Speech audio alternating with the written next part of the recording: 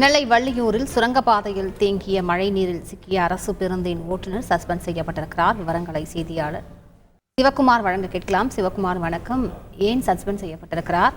அந்த சுரங்கப்பாதையில் சிக்கிய பேருந்தானது தற்பொழுது மீட்கப்பட்டு விட்டதா? அந்த பேருந்தில் எத்தனை பயணிகள் பயணம் செய்தார்கள்? விவரங்கள் என்ன? வணக்கம்.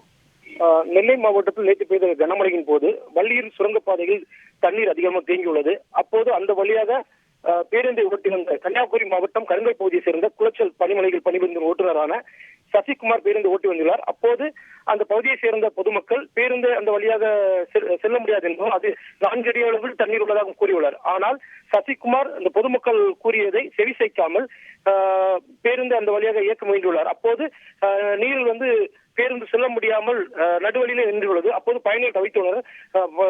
பேருந்து தவித்திருந்த பயணிகளை அப்பகுதி மக்கள் மீட்டு தீயணைப்பு வீரரோடு மீட்டு கரை சேர்த்துள்ளனர். இந்த சூழ்நிலையில் இந்த பொதுமக்களின் அறிவுரையின் மீறி செவிசைக்காமல் பேருந்தை ஓட்டி சென்ற ஓட்டுநரான சசிகுமாரை நாகர்கோவில் போக்குவரத்து கழக பொது மேலாளர் மெர்லின் ஜெயந்தி அவர்கள் தற்காலிக சஸ்பெண்ட் செய்து உத்தரவு பிறப்பித்துள்ளார்.